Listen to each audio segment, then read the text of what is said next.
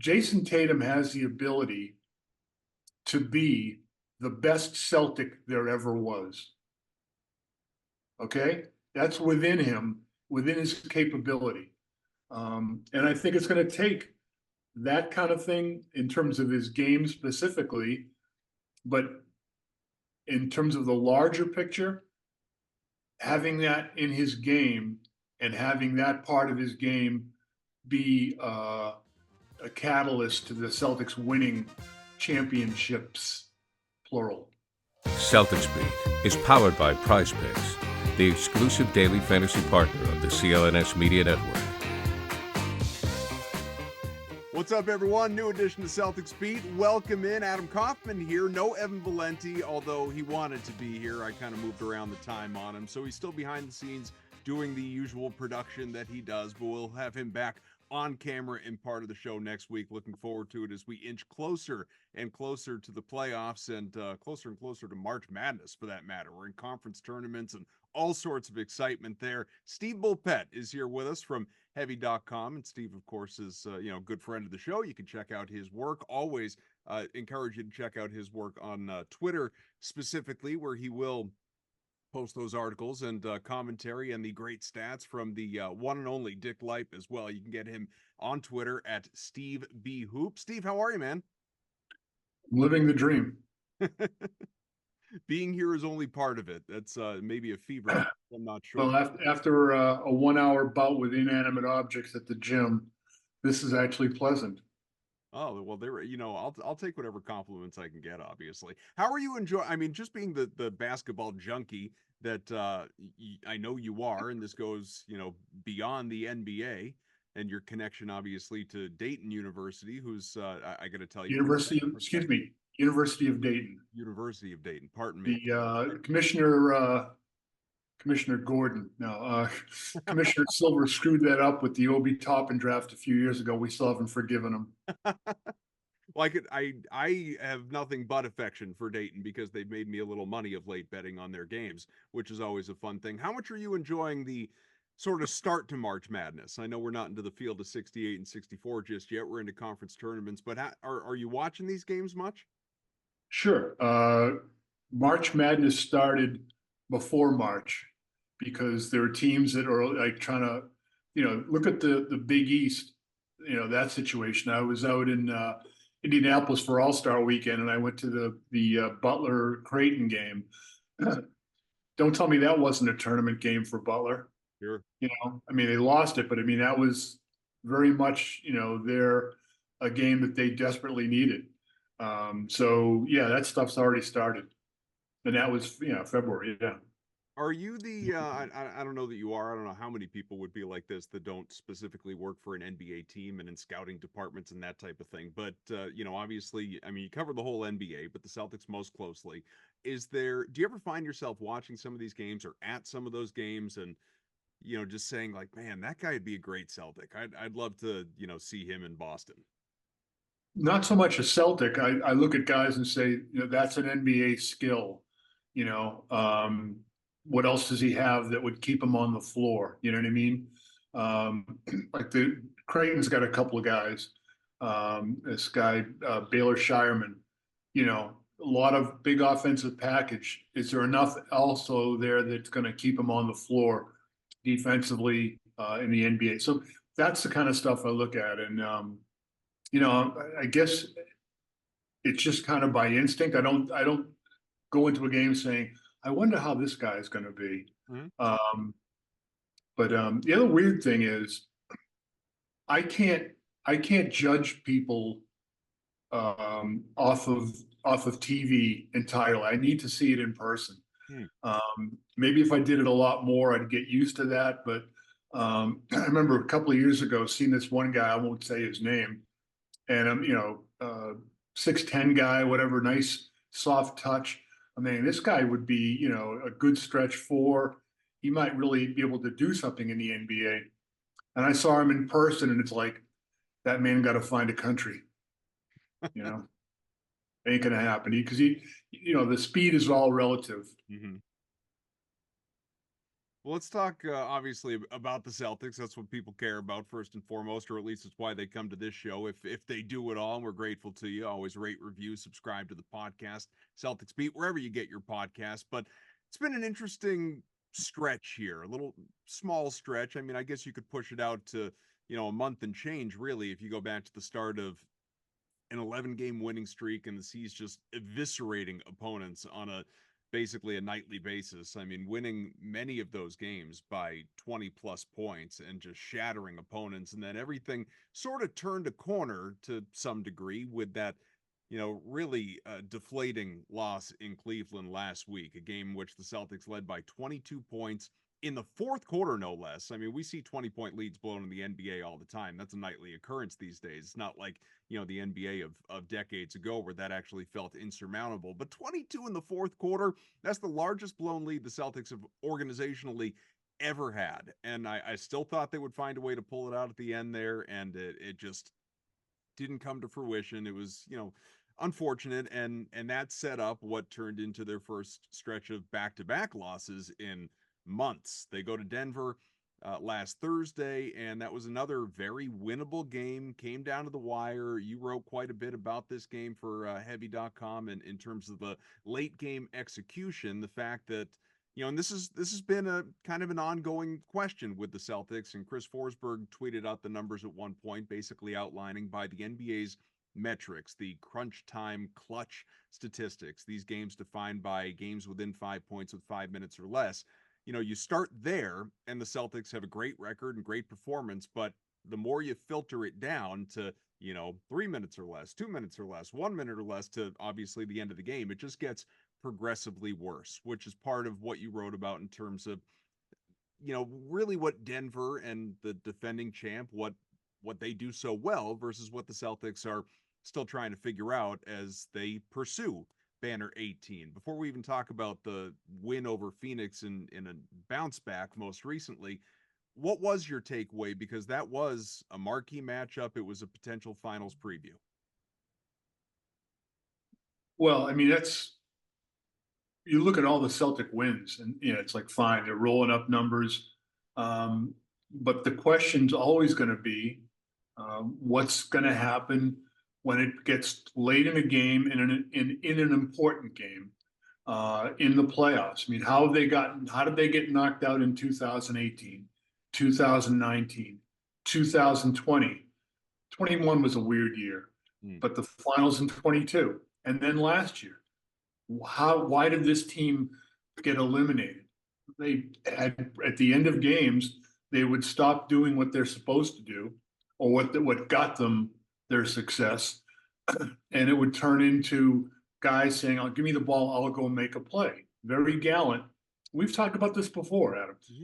Very gallant of you, but you're taking your team out of your offense. You've given the defense a break. Look how many times one guy has the ball and guys are standing around. This team, if you look at this team in particular, even as compared to the teams of the last several years with the Celtics, they can beat you in so many ways. I wrote a story earlier this year. If the Celtics move the ball, they're unguardable. Okay, they've got too many people that can beat you. They've got too many ways to space the floor. Too many guys that can hurt you. And to go away from that with hero ball, and that's kind of a pejorative, but it's guys, it doesn't mean the guy is a jerk. It means he's trying to take responsibility and go make a play. But, you've taken your team out of what it does best. If that ball keeps moving, I'd want the ball in Jason Tatum's hands as much as possible as a finisher. If he's running off 3 picks, he's got to get open. He's got to be in a better position to make a play. And then when the defense comes to load up on a Jason Tatum, which it has to, really, because he's really not, it's hard to guard him one-on-one. When that extra defense comes, then you burn him.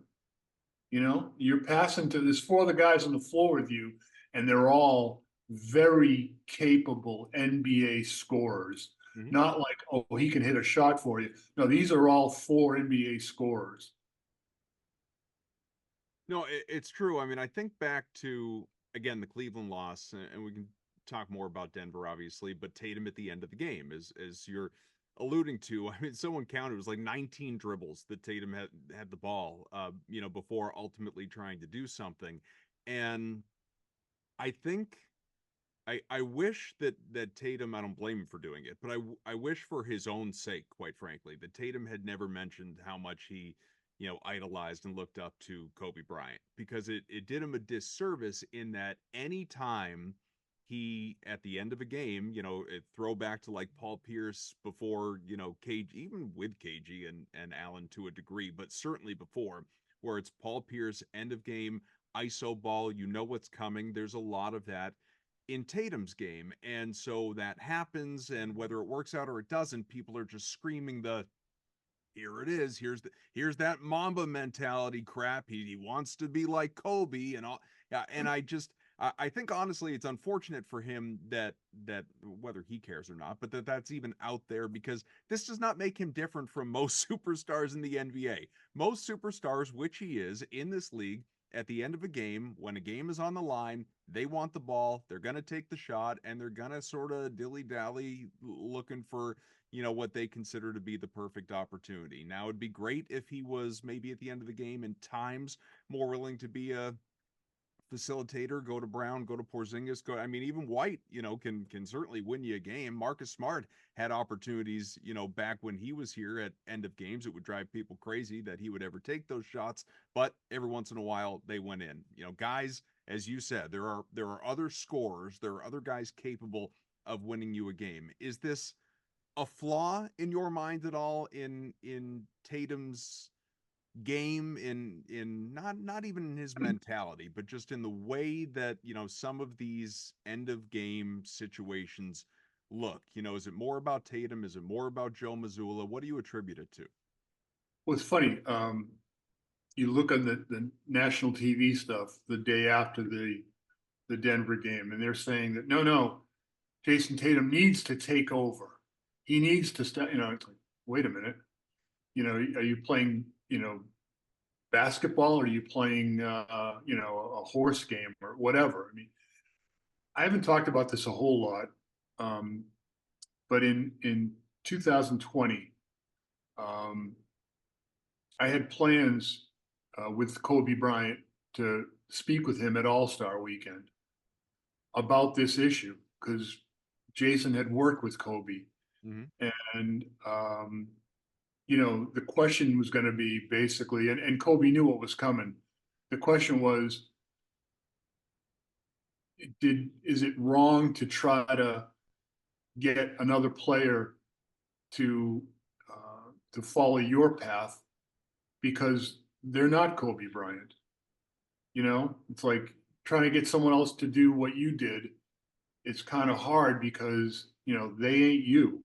Mm-hmm. And is that like and I think he had kind of realized that um, that maybe the guys that he's working with or helping out have to have their own game, and copying his specifically is pretty damn impossible, because there's only a few people in history that could do what Kobe did, um, in terms of getting his shot and the ability to make difficult shots. Um, and again, if you look at a lot of Kobe's teams, um, he had some great teams around him.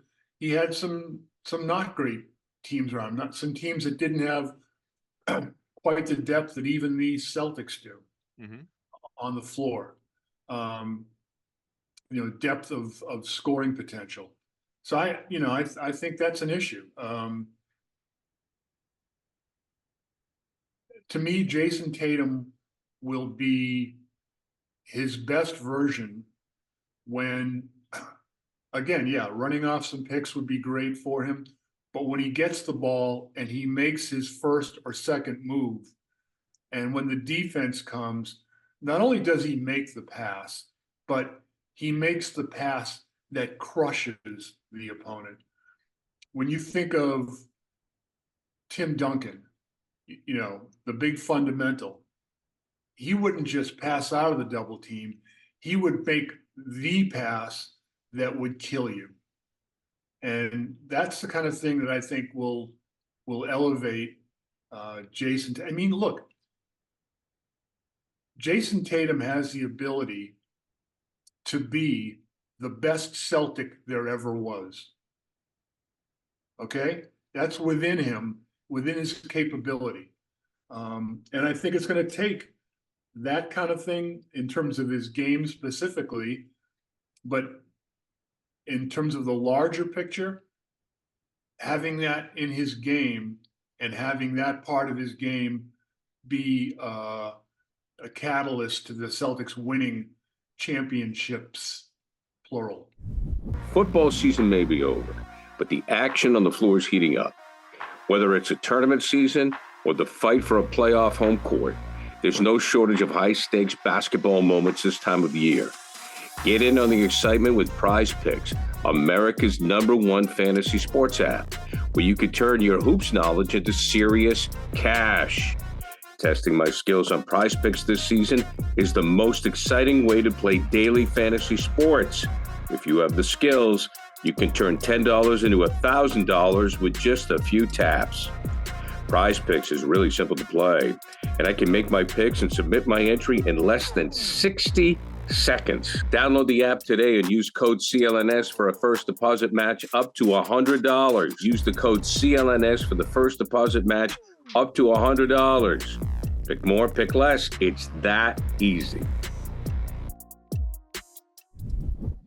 I'm going off course here, but you just said something I find really interesting. I want to keep going with it. Do you think, because I mean, I don't know Jason Tatum. I know what I hear, I know what I read, but I don't know him. You've spoken to him, you've talked to him, you've at least some degree of a relationship with him. I have no idea how close, but do you think that he aspires to that? I know, he says all the right things in his media availability, and I genuinely believe, obviously, that it's important to him to not only get some of these individual accolades, but that it is more significant to win a title in Boston, to, he knows that to be considered among the Celtics all-time greats, or an all-time great in general, you got to have that ring. It comes with the territory. And I think, he's said all that. I think he understands it all. But what you just said, has it within him to be the greatest Celtic ever?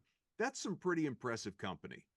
Do you think that is something that he, even in a subconscious way, if not truly a conscious manner, that he aspires to?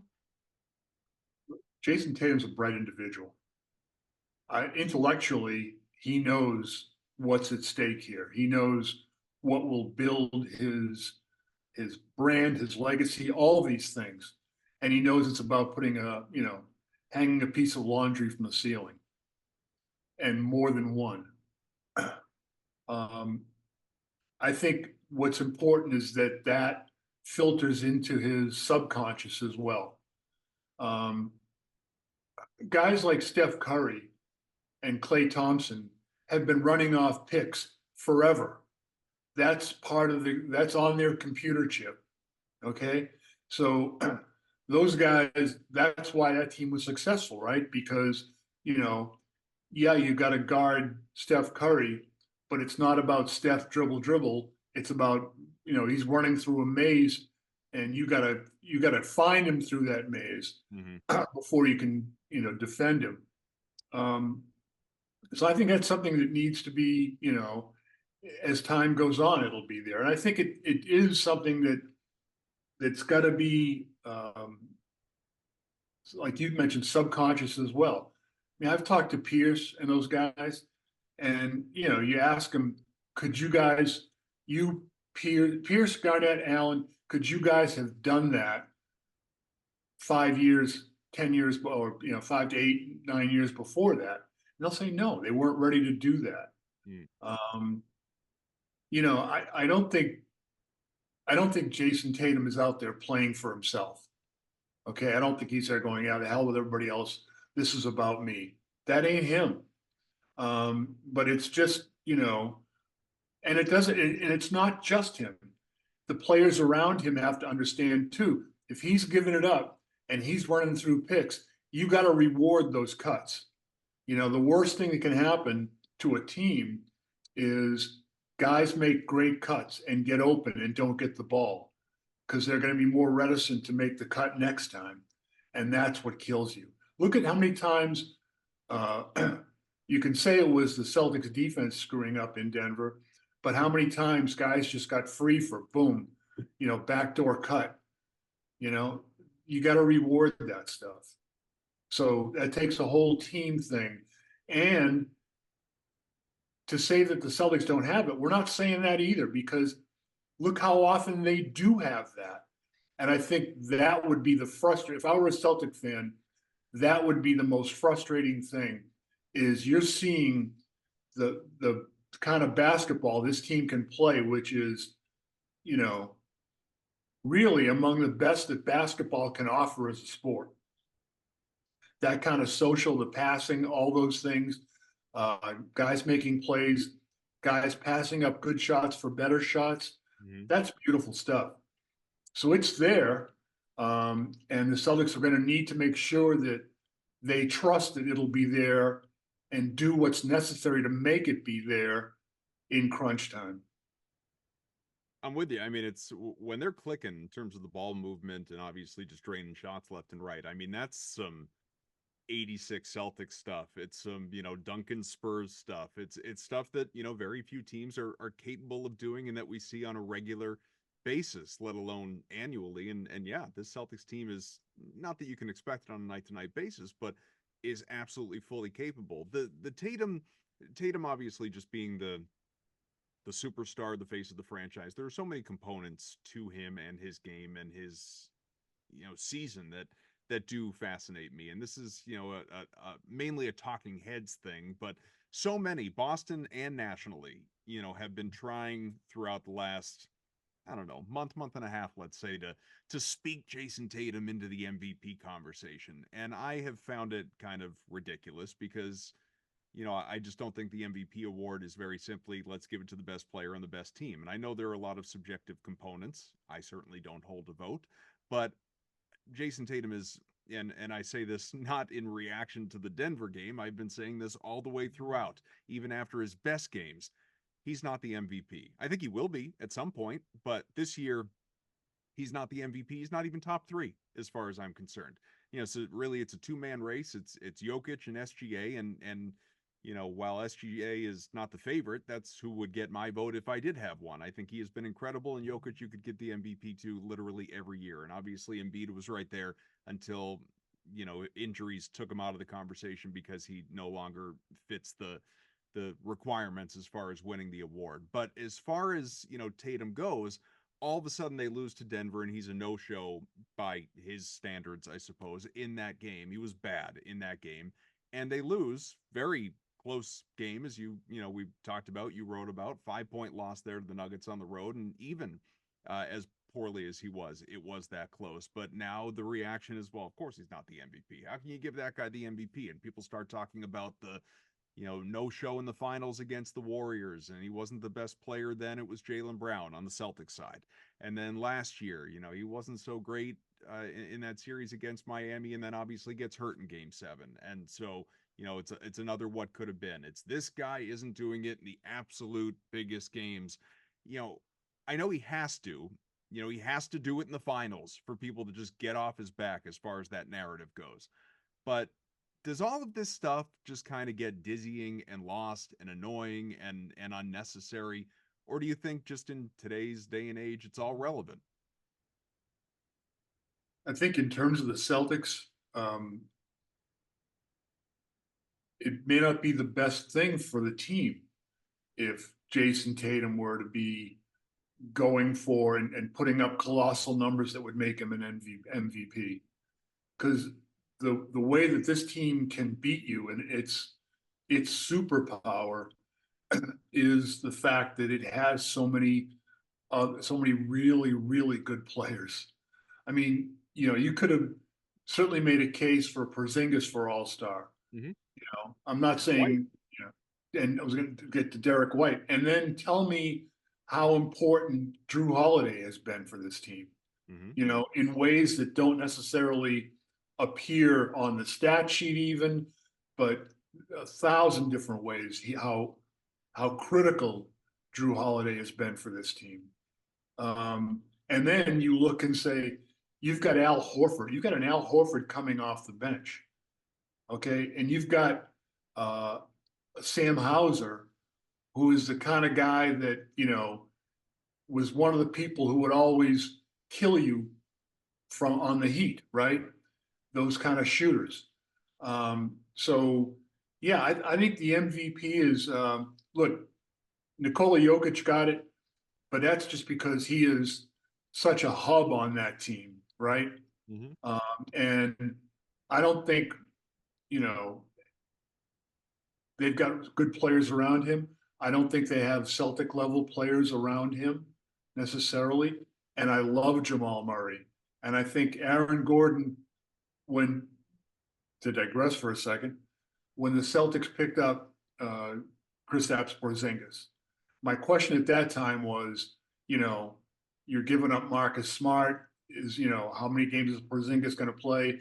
What's losing Marcus Smart going to do to your defense? They pick up Drew Holiday. It's like it's fine. But people were criticizing Kristaps Porzingis. Well, what's he done? If Kristaps Porzingis is your best player, probably not that great a team. Mm-hmm. If Kristaps Porzingis is your third best player, whoa. When Aaron Gordon was the face of the Orlando Magic franchise, things were difficult. When he's the third guy or so in Denver, it's all context is what I'm saying. Mm-hmm. So, yeah, I mean, MVP, being able to show your individual skills.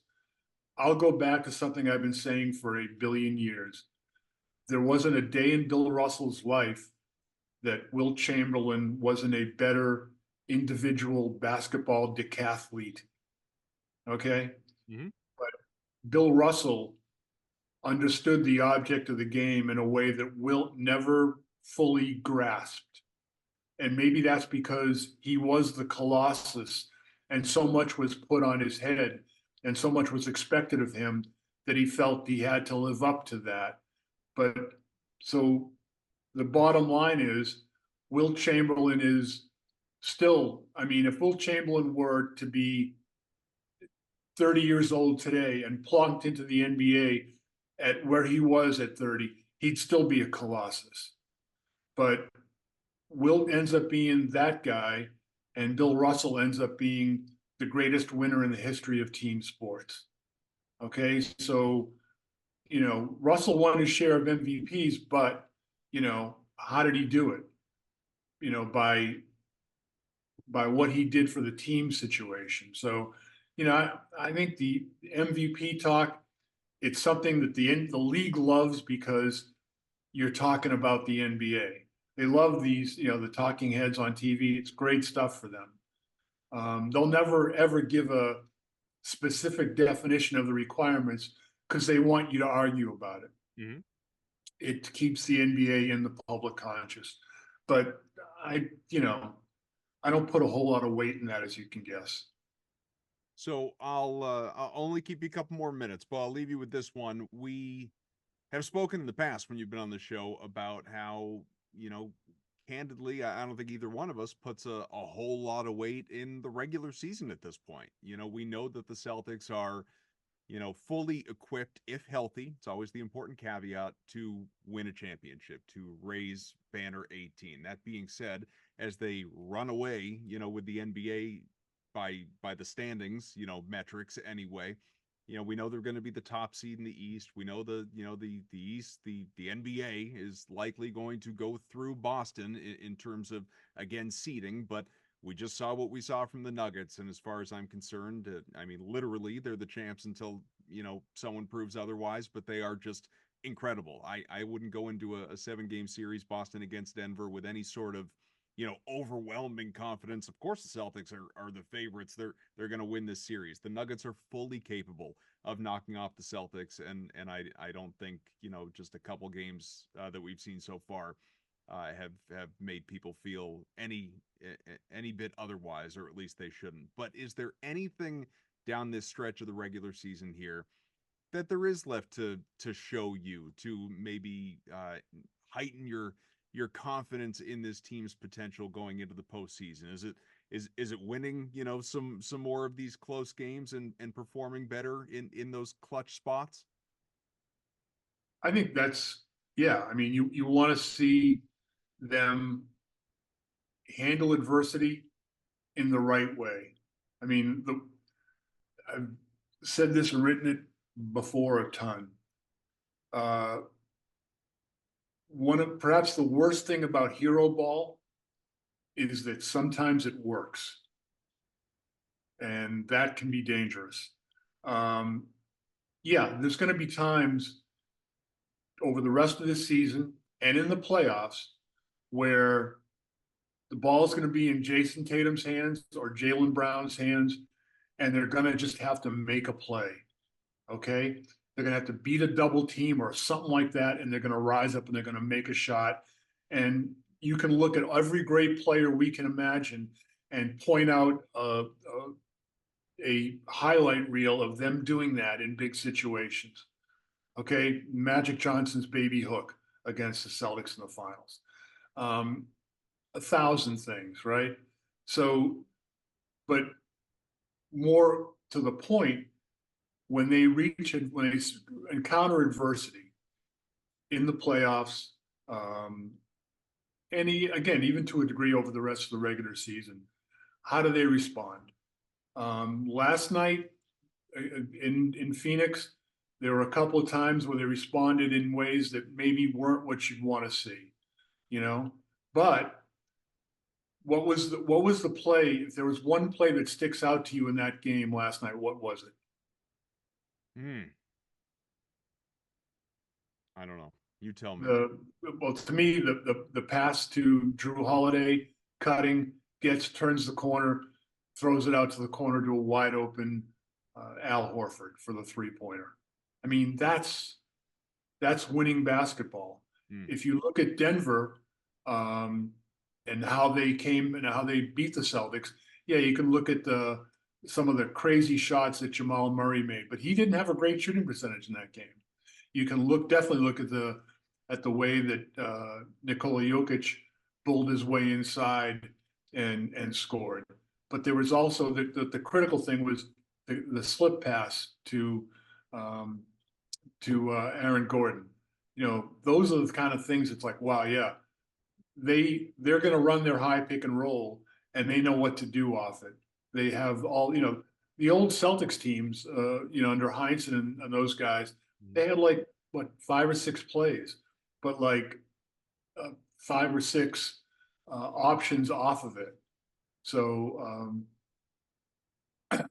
yeah, I'd want to see how this team reacts when adversity hits.